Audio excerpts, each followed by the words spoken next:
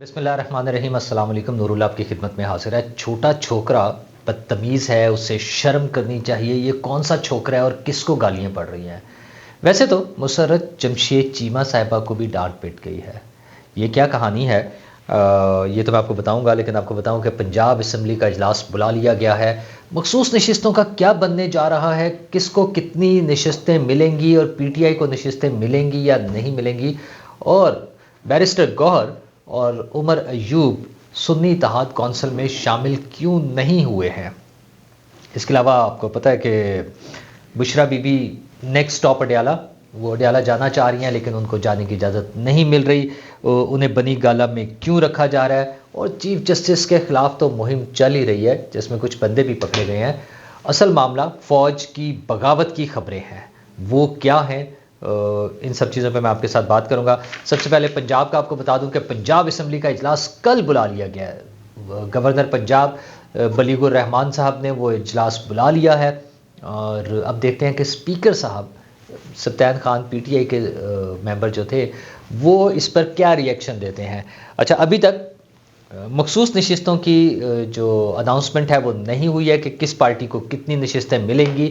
ظاہر ہے پارٹی کے حساب سے وہ ہونا ہے، لیکن سنی اتحاد کونسل کو کتنی نشستیں مل سکیں گی، ان کی کوئی فہرست موجود ہے یا نہیں، یہ ممکنہ طور پر کل صبح تک پتہ چل جائے گا، کیونکہ کل اجلاس ہے پنجاب اسمبلی کا، اس سے پہلے یہ سب چیزیں مکمل ہونی ہیں۔ 105 لوگوں نے ابھی تک سنی اتحاد کونسل کو جوائن کیا پنجاب اسمبلی میں۔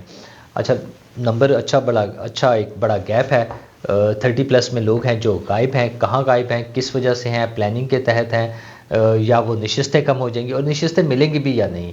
پہلا سٹیپ میں آپ سے پہلے بھی ذکر کر چکا ہوں، پہلا سٹیپ ہوگا الیکشن کمیشن۔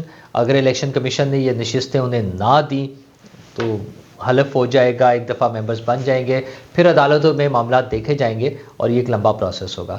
لیکن کل کا اجلاس ہونے کی صورت میں کل حلف اور اس کے بعد اگلے 1 سے 2 دن میں مریم نواز صاحبہ بطور وزیر اعلیٰ پنجاب، پہلی خاتون وزیر اعلیٰ پنجاب، بلکہ پاکستان میں کوئی بھی وزیر اعلیٰ پہلی خاتون وزیر اعلیٰ ہوں گی، اور اپنے ایجنڈے کے مطابق انہوں نے کام شروع کیا ہوا ہے۔ وہ موٹر وے پر ایمبولینس چلانا چاہ رہی ہیں سروس، شہروں میں ایئر ایمبولینس سروس چلانا چاہ رہی ہیں، سیف سٹیز بنانے ہیں، بہت سارے پروجیکٹس ہیں جو انہوں نے اناؤنس کر دیے ہیں۔ اگر حکومت اسی طرح سے اس سپیڈ سے کام کرے تو ہمارے مسئلے نہ حل ہو جائیں۔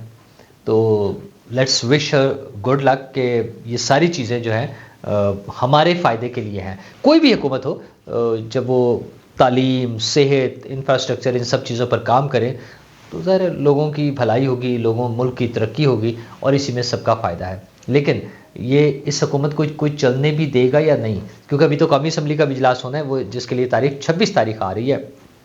لیکن شیر افضل مروت صاحب کا کہنا ہے کہ اگر ہمارے مینڈیٹ کا احترام نہ کیا تو حکومت کو نہیں چلنے دیں گے۔ ان کا یہ وہ ٹون یا یہ وہ سٹائل ہے جو ہم 2013 سے دیکھ رہے ہیں، اور انہوں نے اپنی طرف سے واقعی نہیں چلنے دی تھی۔ 2014 کے جو دھرنے ہوئے ہیں وہ تو ہر روز یہ لگتا تھا کہ آج حکومت گئی، وہ کبھی وکٹری کا نشان بن رہا ہوتا تھا، کبھی امپائر کی انگلی کھڑی ہو رہی ہوتی تھی، اور وہ خالی کرسیوں کے سامنے کنٹینر پر کھڑے ہو کے عمران خان صاحب جب خطاب کرتے تھے اور طاہر القادری صاحب بڑے جوش سے مبارکبادیں دیتے تھے لوگوں کو، مبارک ہو، اور تب بھی حکومت تو چل گئی تھی۔ تو اس مرتبہ تو پھر دونوں بڑی پارٹی ہیں جن کی عددی اکثریت ہوگی پارلیمنٹ میں، وہ اکٹھی ہیں، تو میرا نہیں خیال کہ اتنی آسانی سے حکومت کو گرایا جا سکے گا۔ ہاں، حکومت کا کام ڈسٹرب کرنا، حکومت کو کام کرنے سے روکنا، ترقیاتی کام نہ ہونے دینا، قانون سازی نہ ہونے دینا، ان سب چیزوں میں P T I per burden ہوگا کہ وہ کس حد تک جاتے ہیں، اور کیا واقعی وہ حکومت کو چلنے دیں گے یا نہیں چلنے دیں گے۔ رویے تو بڑے عجیب و غریب سے ہیں۔ علیمہ خان صاحبہ کا ایک ویڈیو کلپ اس میں سوشل میڈیا پر موجود ہے جو ہم سب دیکھ رہے ہیں، کہ جب ایک ینگ صحافی نے ان سے سوال پوچھا، اور سوال کیا تھا؟ سوال یہ تھا کہ محترمہ، عمران خان صاحب کا اینٹی امریکہ ہم نے سٹانس سنا ہوا ہے، ایبسولوٹلی ناٹ انہوں نے کہا تھا، تو پھر یہ امریکہ سے ہی مدد کیوں مانگ رہے ہیں عمران خان صاحب؟ ہوا نا، انہوں نے بیرسٹر گوہر تھے اور شیر افضل مروت تھے اور دیگر سب لوگ سب اکٹھے کھڑے ہو کے جب انہوں نے اناؤنس کیا، بیرسٹر سیف تھے، کہ عمران خان صاحب نے کہا ہے کہ امریکہ دیکھے، ہماری مدد کرے، یہ ساری چیزوں پہ، تو محترمہ گرم ہو گئی. انہوں نے کہا تم ہو کون, کب سے اس فیلڈ میں ہو, کب سے یہ مائک لے کے پھر رہے ہو, تم چھوٹے سے چھوکرے, اور تمہیں شرم نہیں آتی, تمہیں شرم آنی چاہیے. اچھا یہ وہ ٹون ہے. ایک سوال پوچھا گیا تو یہ ان لوگوں کی حالت ہو گئی ہے. یہ وہ لوگ ہیں جو پچھلے 10-15 سال سے سوال سوال سوال سوال, شور, احتجاج, گالم گلوچ یہ کرتے آ رہے ہیں, اور اب جب ایک سوال پوچھا جاتا ہے تو ان پر ان کی چیخیں نکل جاتی ہیں. یہ ان کا انداز ہے. اچھا عمران خان صاحب بھی, انہوں نے تمام اپنے حکومت کے دور حکومت میں اور اس کے بعد جو تقریباً 1.5 سال کا وقت گزارا ہے, اپریل 2022 سے آنورڈز, انہوں نے پریس کانفرنس نہیں ہوتی تھی, وہ اپنے چہیتے ترین لوگوں کو ساتھ بٹھا کے, یا تو ان کا قوم سے خطاب ہوتا تھا, وہ ریکارڈنگ کر کے جھنڈے دو لگا کر اس کے سامنے, اور یا پھر وہ اپنے چہیتے ترین صحافیوں کے ساتھ بیٹھ کے بات کرتے تھے. ایک بڑی سمپل سی بات تھی. ہم لوگ تو تب بھی سمجھتے تھے کہ کبھی آ جائیں شاہ زیب خانزادہ کو انٹرویو دے دیں, کسی نیوٹرل صحافی کو دے دیں. وہ تو صرف اپنے پسندیدہ ترین لوگوں سے بات کر رہے ہوتے تھے, ٹک ٹاکرز سے, یوٹیوب والوں سے, یا دیگر صحافیوں سے, وہ جو بالکل ان کے ساتھ اور ان کی مرضی کا سوال پوچھتے تھے. یہ سوال صرف اتنا سا کہ عمران خان صاحب نے ان سے مدد کیوں مانگی ہے. وہ کہہ رہے تمہیں شرم نہیں آتی, اتنے بڑے لیڈر کے بارے میں بات کرتے ہو. مطلب اتنے بڑے لیڈر کے بارے میں بات نہیں ہو سکتی. اتنا بڑا لیڈر اگر کوئی غلط بات کہہ دے تو اس سے سوال نہیں ہو سکتا. اتنا بڑا لیڈر اگر اپنے سٹانس سے یو ٹرن لے لے اور ایک کہی ہوئی بات سے بدل جائے تو کیا اس سے وضاحت نہیں مانگی جا سکتی. وہ لیڈر ہے جو ہمیں سناتا تھا کہ حضرت عمر فاروق سے ان کی چادر کا سوال ہو گیا تھا, تو خلیفہ وقت تھے اور ان سے اگر سوال ہو سکتا تھا, جو ہمیں بڑے فخر سے بتاتے تھے, اور یہ ایک فخر کی بات ہے ان ریالٹی. لیکن بتانے والا وہ عمران خان جو ریاست مدینہ کا ماڈل بنانے کا خواب دکھا رہے تھے, اپنے ہی طرف جب سوال آتا ہے تو وہ گالم گلوچ, لڑائییں, پھر وہ لفافے ہیں, پھر وہ غدار ہیں, پھر وہ جھوٹ بول رہے ہیں, پھر وہ بائسڈ ہیں, پھر انہیں شرم نہیں آتی, پھر وہ چھوٹے چھوکرے ہیں, پھر ان کے پاس مائک کیوں آ گیا ہے, پھر مائک کب سے آیا ہوا ہے, پھر یہ سوال آتا ہے. تو یہ وہ رویہ ہے جس کے ساتھ وہ اس ملک کو چلانا چاہتے ہیں, اور ظاہر ہے یہ سیاسی رویہ تو نہیں ہے. آپ خود سمجھ لیں, میں اس کو فاشزم کا نام دوں, کیا کیا جا سکتا ہے, مطلب ڈکٹیٹرشپ کہہ لیں, وٹ ایور, جمہوری رویہ نہیں ہے. اچھا باقی سب لوگوں سے بھی سوال ہوتے ہیں, اور یہ تو وہ لوگ ہیں جو سڑکوں پہ جاتے ہوئے, ریسٹورنٹس میں کھڑے ہوئے, حرم میں عبادت کے لیے گئے ہوئے لوگوں کو روک کر سوال پوچھتے اور نعرے لگاتے اور تانے دیتے ہیں, اور اپنی مرتبہ ایک باعزت طریقے سے کیا ہوا سوال اس کے جواب دیتے ہیں. یا سمپل سی بات ہے, کہتے ہیں نو کمنٹس, نہ جواب دیں.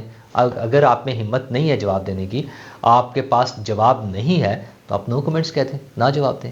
لیکن دوسرے کو, یہ ان لوگوں کا سارا ٹوٹل سسٹم ہے. اور انٹرا پارٹی الیکشن کی طرف وہ جا رہے ہیں. انٹرا پارٹی الیکشن وہی الیکشن جو انہیں بار بار مہلت ملی اور انہوں نے نہیں کرائے, اب 3 مارچ کو کرا رہے ہیں. اچھا اس مرتبہ انہوں نے پراپر وہ شیڈیول اناؤنس کر رہے ہیں کہ 23 تاریخ سے 24 کو کاغذات نامزدگی جمع ہوں گے, آن لائن بھی ہو سکتے ہیں, پھر اس پہ اسکروٹنی ہوگی, اور پھر فائنلی بیلٹ وہ ہوگی, ووٹنگ بھی وہ آن لائن بھی, ڈیجیٹل ووٹنگ بھی کر رہے ہیں, اور اس کے لیے تاریخ بھی دے دیا, اور مختلف سینٹرز بنا دیے, مرکز میں بھی, وفاق اسلام آباد میں بھی, اور باقی شہروں میں بھی, جو ایک پراپر طریقہ کار ہے. اچھا اس میں اب ظاہر ہے اپنے ہی لوگ ہوں گے جیسے بھی ہوں گے, اور وہ لوگ کون ہوں گے؟ عمر ایوب اور بیرسٹر گوہر, انہوں نے سنی اتحاد کونسل میں شمولیت اختیار نہیں کیا, اور اس کی وجہ یہ ہے کہ انہوں نے پی ٹی آئی کا الیکشن لڑنا ہے. اچھا ایک شخص ایک وقت میں 2 پارٹیوں کا ممبر نہیں ہو سکتا, تو باقی سب لوگ تو سنی اتحاد کونسل کے ممبرز بن گئے ہیں, لیکن ان دونوں لوگوں کو اور چند اور لوگ جو پارٹی کے عہدوں کے لیے امیدوار ہوں گے وہ پی ٹی آئی میں آ جائیں گے, اور جو سنی اتحاد کونسل میں ہوں گے وہ پی ٹی آئی سے فارغ ہوں گے. اچھا اس کی کل کو لیگل صورتحال کیا بنتی ہے, کس طرح سے ووٹ دے سکتے ہیں, اور کیا کیا ان کے پاس رائٹس ہوں گے, اور کس طرح سے مینیج ہوں گے, ایک عجیب کھچڑی سی پکی رہے گی, ڈیفینیٹلی رہے گی. جس طرح سے انہوں نے خود حکومت کو نہ چلنے دینے کی دھمکی دی ہے, اسی طرح ان کی اپنی پارٹی کا بھی یہی عالم ہوگا کہ وہ کس ڈسپلن کے پابند ہوں گے, کیسے ہوں گے. بہرحال ان تمام لوگوں کو پارٹی ڈسپلن کا پابند رہنا چاہیے. میں تو سمجھتا ہوں ایتھیکلی انہیں رہنا چاہیے. ہاں ایتھکس اب پی ٹی آئی کے لیے کیا ہے اور کس حد تک ہوتے ہیں یہ ایک الگ بات ہے. دوسری طرف پی ٹی آئی کے حوالے سے دیکھیں تو بشرا بی بی کو جیل جانے کی اجازت نہیں مل رہی. ان کے گھر کو سب جیل قرار دے کے انہیں بنی گالہ میں ٹھہرایا گیا ہے, لیکن ان کی درخواست یہ تھی کہ انہیں اڈیالہ جیل بھیج دیا جائے.